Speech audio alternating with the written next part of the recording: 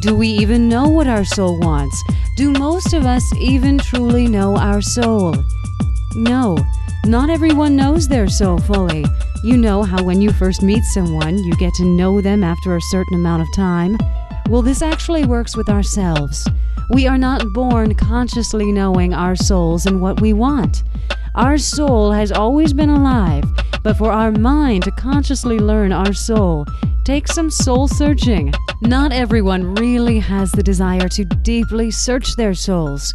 Oftentimes, one will learn more about their soul after a traumatic event. For example, we don't know how we will react when faced with an event until it happens.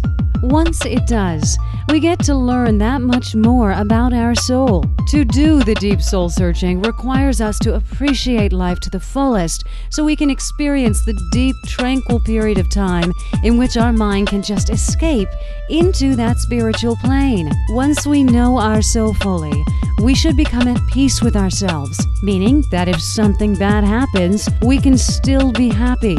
True happiness should not be determined by circumstances. True happiness is something that comes from within. If you are self-actualized, you will know that you can be happy even if everything else in the world is failing. Most people are said to not ever achieve self-actualism. It is a rarity among people in general and a quality most people would love to possess. Most people don't realize that much of our world is so superficial that we are